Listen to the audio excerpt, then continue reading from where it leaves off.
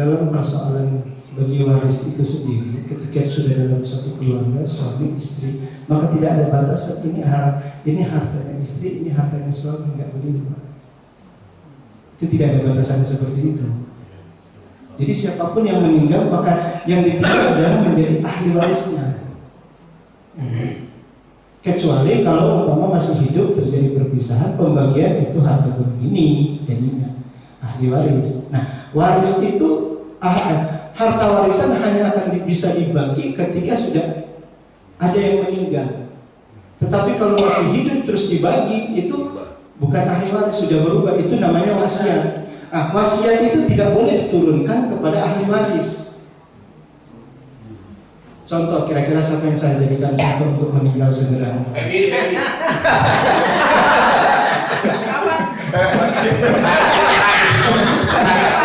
Ini maaf, ini karena pertanyaan jadi saya harus tampung kan?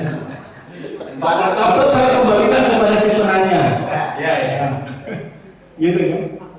Bapak meninggal, sebelum meninggal Bapak wasiat. Wasiat itu harus kepada bukan ahli waris, harus di luar. Temankah, tetanggakah, anak yatim, pokok dia tidak ada hubungan keluarga. Itu wasiat. Nah, wasiat tidak ada ketentuan, Pak. Kamu wasiat semua harus, tidak jadi masalah, tidak ada persoalan. Cuman ada hukum yang menjelaskan jangan sampai kamu meninggal si ahli waris tidak punya harta waris. Iya, gitu. Artinya keinginan kalau untuk wasiat juga boleh, tidak jadi masalah, tetapi tidak boleh.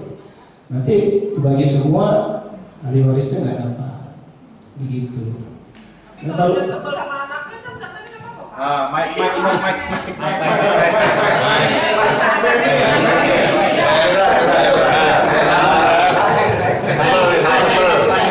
contohnya anak.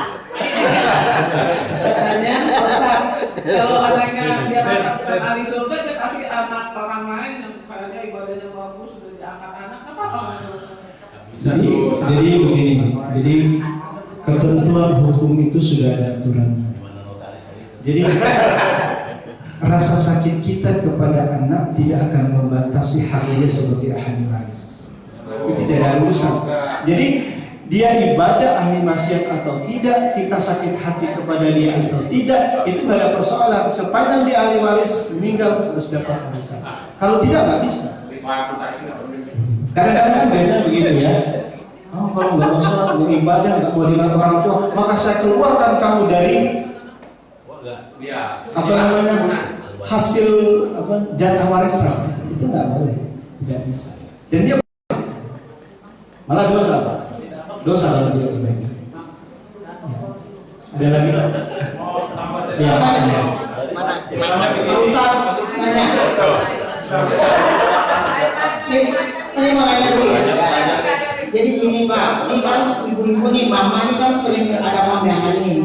Kalau misalnya jam 3 nih kita udah rapi-rapi nih, udah dandan. Nah terus ini sholat zuhur kita suka gabungin sama sholat asar.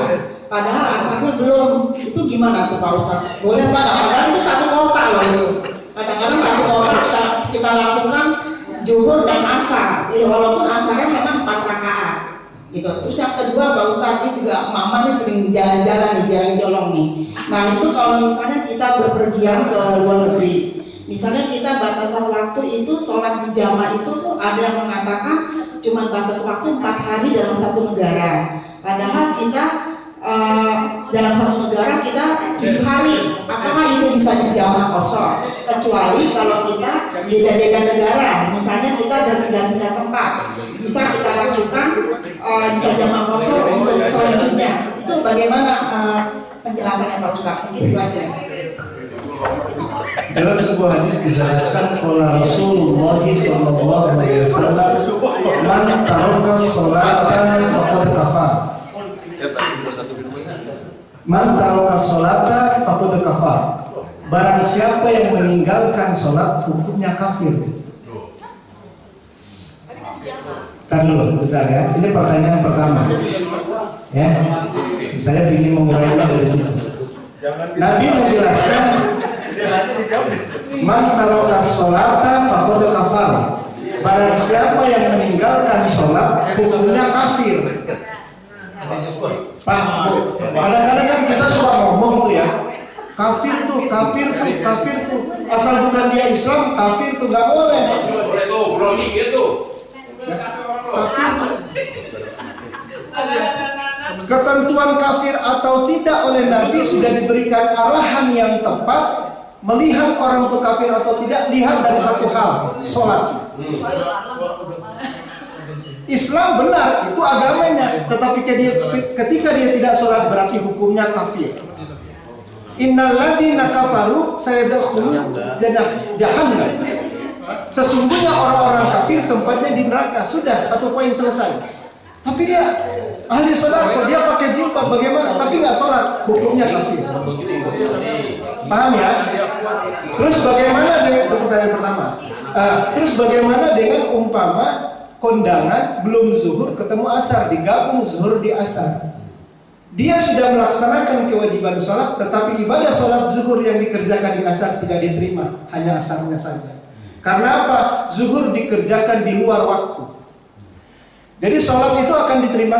Kita ini kan sholat diterima atau tidak. Nah, diterima atau tidaknya sebuah sholat itu ada syaratnya.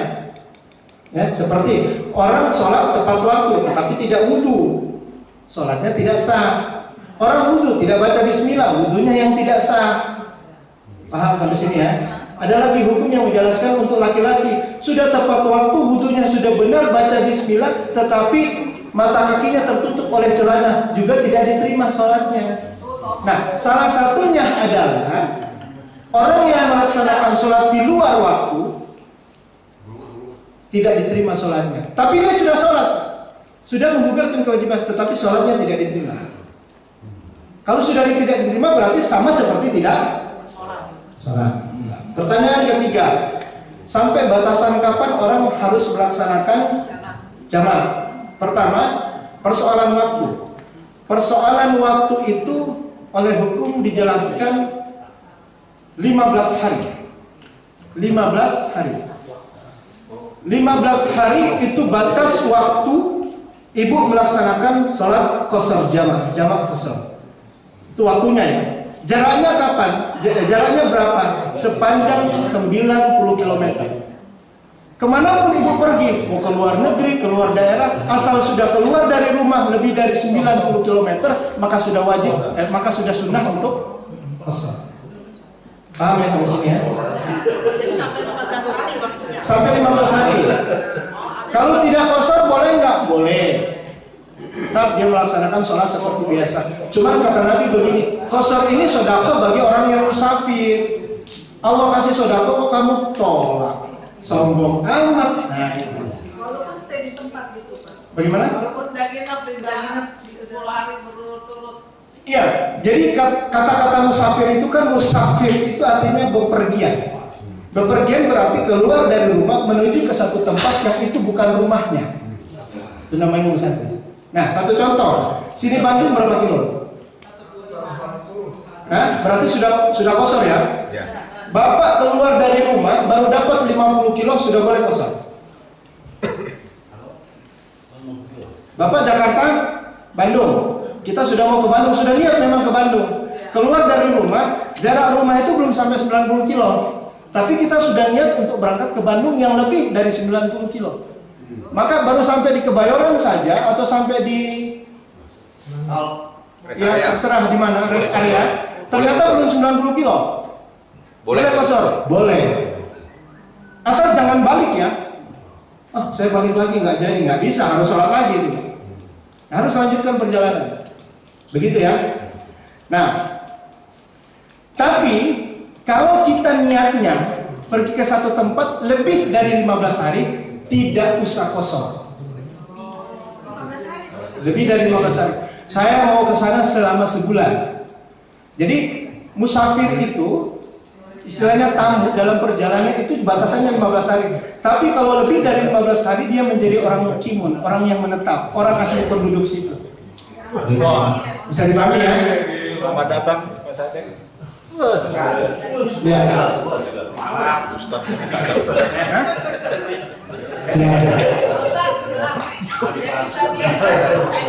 Ustaz harus sadar. Mau pergi kan? Harus masuk waktu baru kita bisa jamak, maksudnya gitu.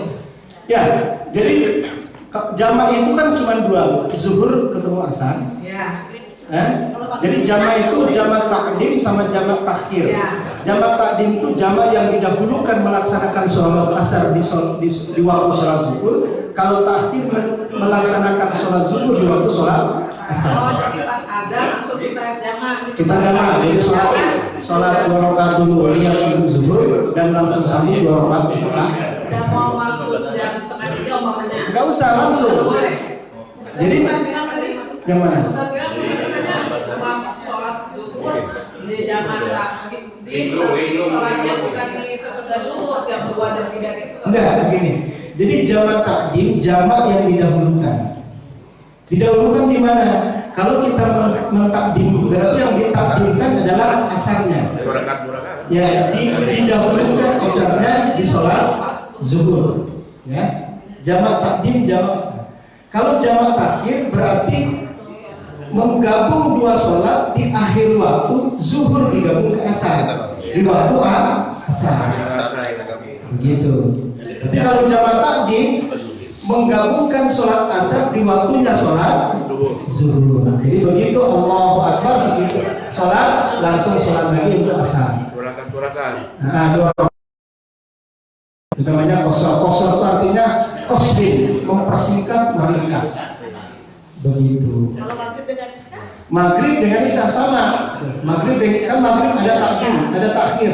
Takhir itu berarti takhir itu bukan di luar waktu ya. Sudah mau akhir-akhir maghrib menjelang isya. Itu boleh ya. Satu lagi Pak. Baik. Kalau kita perjalanan keluar gitu kan kadang-kadang nggak ada ruangan prayer-roomnya nggak ada. Kita sambil sholat duduk itu nggak apa-apa kan? Nggak jadi masalah. Jadi nggak jadi masalah. Yang pokok itu harus sholat. Harus sholat. Di mobil juga harus sholat.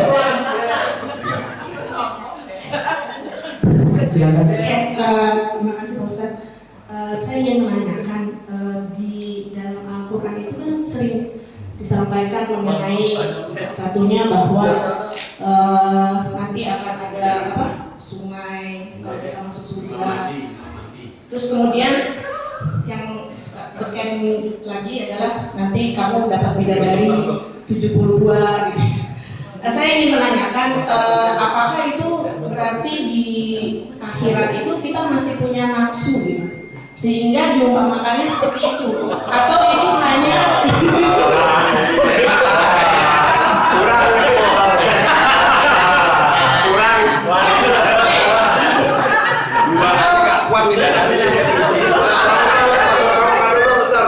atau itu hanya ingin menggambarkan, ingin memberikan kemudahan kepada masyarakat di dunia bahwa di surga itu pokoknya sangat nikmat sekali sehingga tidak bisa terbayangkan, tapi hanya untuk memudahkan sehingga diumpamakan seperti itu. Jadi itu Ustaz kan. Yang kedua saya ingin menanyakan Nabi itu kan dalam menjalankan dakwahnya itu sangat-sangat sabar sekali kalau saya baca sejarahnya ya.